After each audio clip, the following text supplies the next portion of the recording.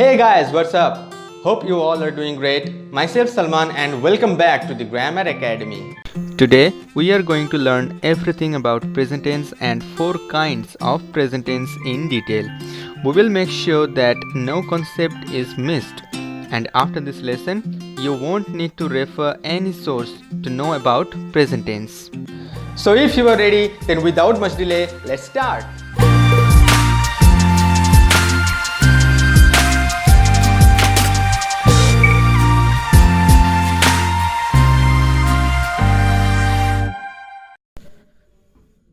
So guys, let's start with the present indefinite tense or simple present tense.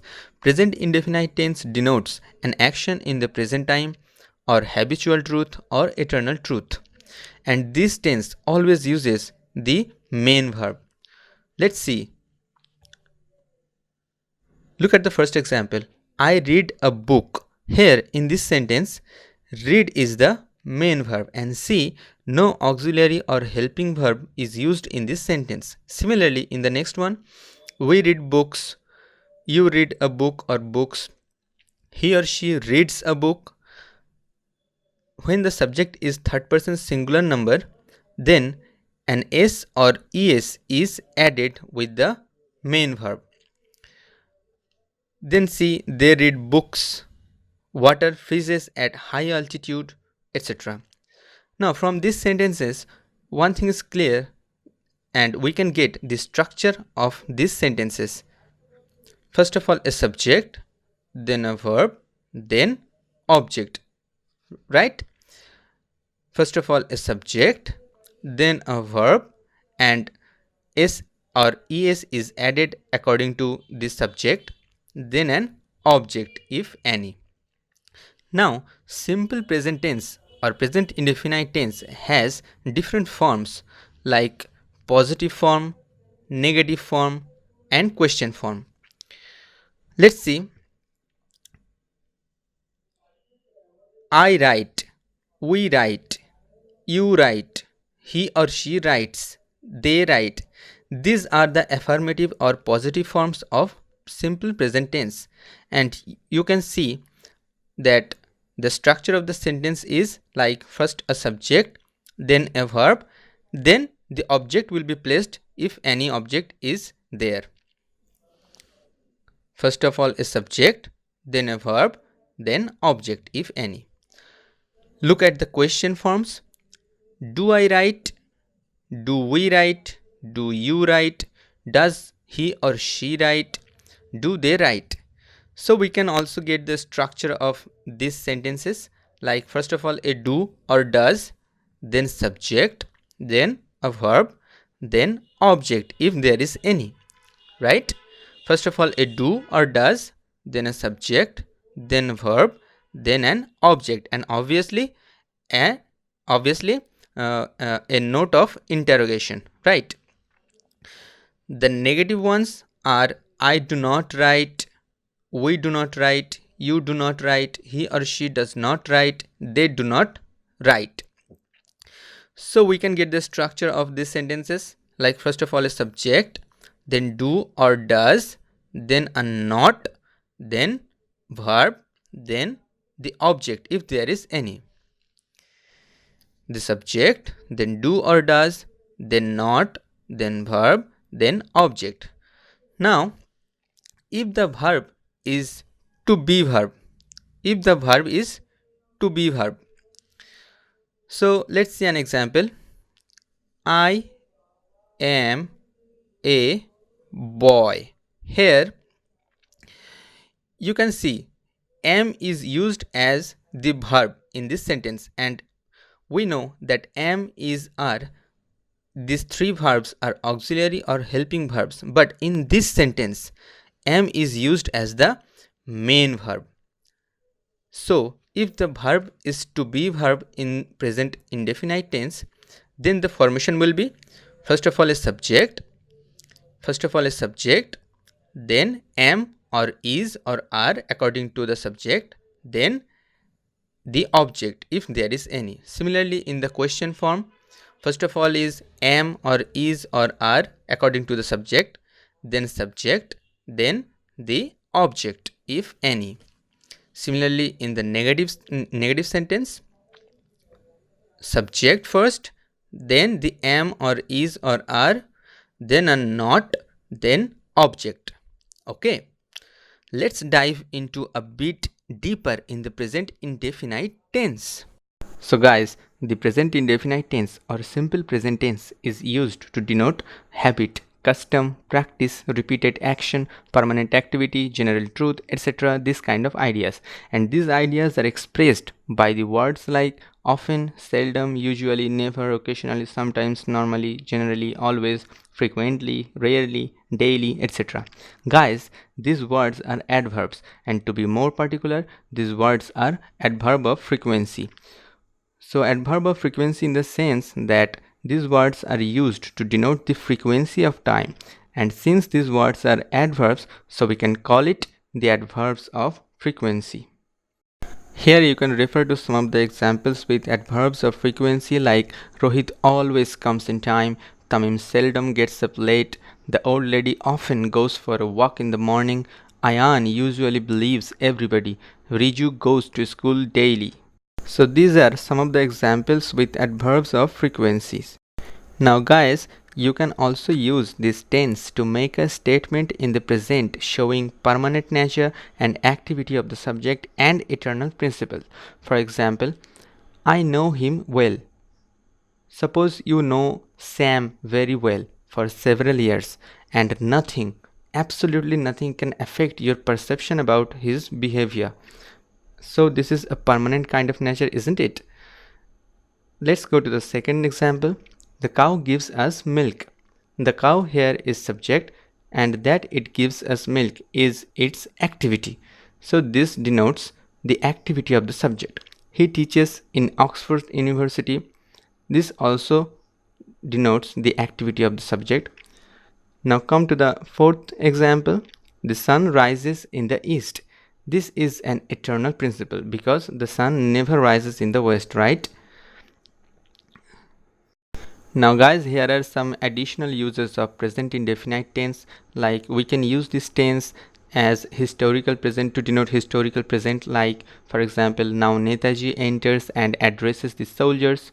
Now Simon shoots arrow at Olympics. We can use this tense to denote future arrangements, like for example, he leaves his job next week. The Prime Minister arrives from US next week, etc. You can refer to this kind of examples. Let's learn about the next one, present continuous tense, or we may call it present progressive tense. Present continuous tense is used when the action is continued or the action is going to be continued in the near future. For example, I am reading a book. See, here I is the subject, am is used here as the auxiliary or helping verb. Read here is the main verb and an ing is added with it to make it continuous or progressive. A book here is the object. A book here is the object. So we may get the structure, right? Like first of all is subject, then am or is or are according to the subject, since these are all auxiliary or helping verbs, then the main verb with an ing, then the object. See the next example, we are reading books, you are reading a book or you are reading books, he or she is reading a book, they are reading a book. Okay, these all are examples of present progressive tense. See the next example, we are going to leave for India today. Here going to is used to denote the near future. Similarly, in the next example, I am going to Delhi tonight. I am going to Delhi tonight. Going to is also used here to denote the near future, right? Because you are going to Delhi tonight, maybe in the night, and you are saying it in the morning, maybe, right? So this tense also have three forms: positive or affirmative form, negative form, and question form. So the positive form is structured like First a subject, then am, is or are, as we have read earlier, then a verb with ing, then the object if there is any. The negative one is structured like first of all a subject, then am, is or are, then a not, definitely because this is negative, then a verb plus ing, then the object if any. For example, we can say I am not reading a book, right? Next, see the question. The question is structured like first of all is am, is or are according to the subject, according to the person of subject, then the subject itself, then the main verb with an ing, then the object if any, and obviously the note of interrogation. For example, we can say am I reading a book, right? So guys, present continuous tense also has some additional uses. Okay, we should not miss those things. So let's check them out. So guys, continuous tense with always may express an idea which is not to the liking of the speaker. Suppose you don't like something about someone, and to express your dislike about the fact, you can use always in the sentence. For example, he is always eating snacks. Suppose your brother always eats snacks and you don't like it. So, to express your dislike about the fact, you may say, he is always eating snacks. Look at the second example, she is always teaching her children. Think about a husband and a wife. Maybe the husband does not like the fact that his wife is always teaching her children and giving no time to him. So, to express his dislike about the fact, he may say she is always teaching her children.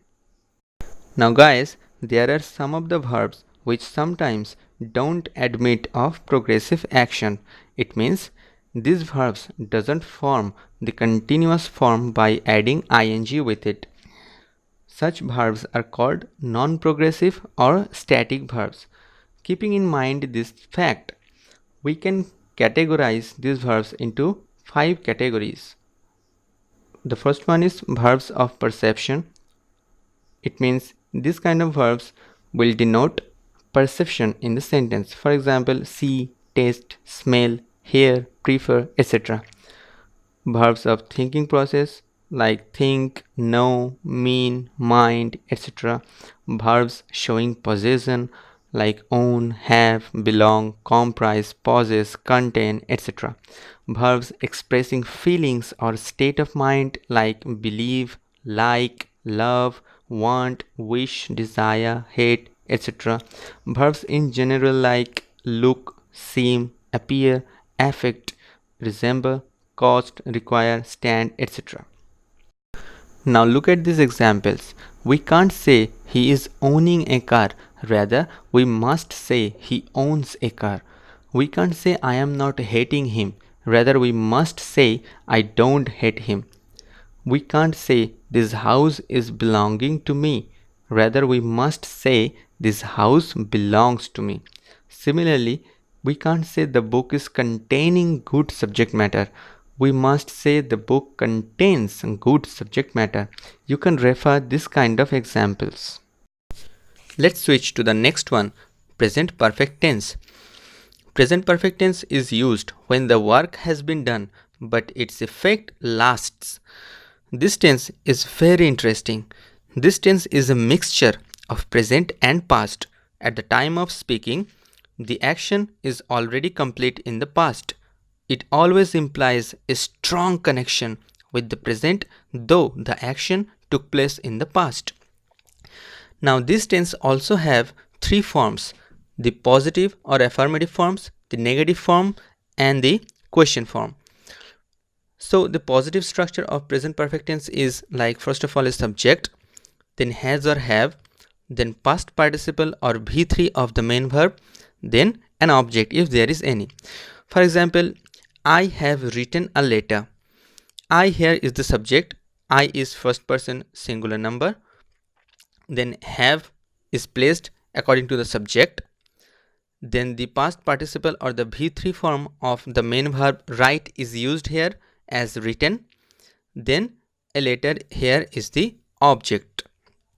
The negative structure of present perfect tense is first of all a subject, then have not or has not, definitely because this is negative, then past participle or V3 of the main verb, then the object if there is any.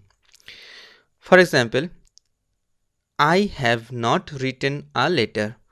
I here is the subject, have not or has not according to the subject, then written, the past participle or the V3 form of the verb write, then a letter is placed as the object in this sentence.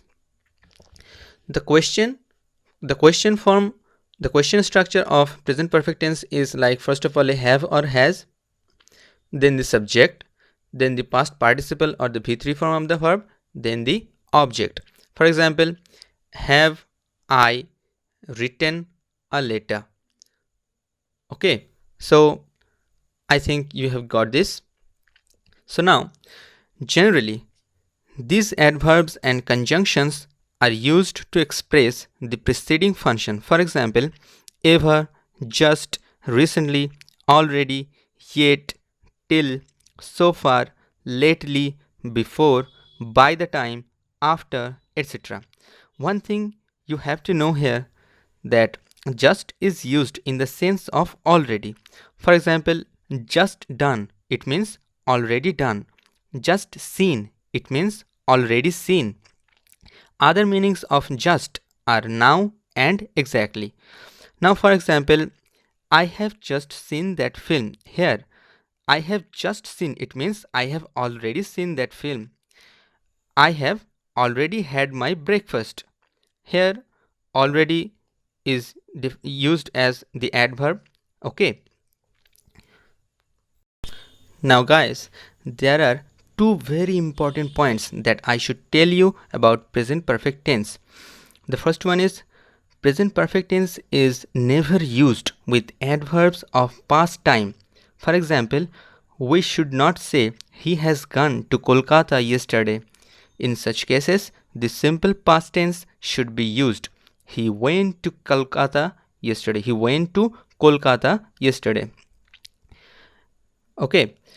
The next point is sometimes present perfect tense is used with after or when with the function of predicting a cause and effect sequence of events in the future. For example, after he has finished writing the letter, he will post it. Maybe he is writing some letter and he will post it tomorrow. Okay, so predicting a cause and effect sequence of events in the future, the present perfect tense is used with after or when. Okay, you can see another example here. When she has got painted the house, it will look nice. So guys, this is all about present perfect tense. Let's see the next and last kind of present tense, that is present perfect continuous tense.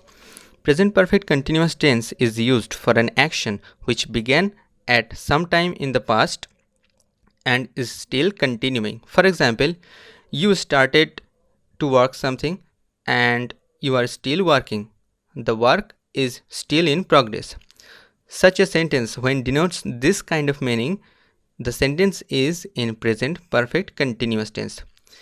So guys, present perfect continuous tense also have three forms: a positive form, a negative form, and a question form. The structure of the positive form of present perfect continuous tense is first of all a subject, then has or have, then been, then a verb with ing, then the object if there is any. For example, I have been doing this work for 2 days.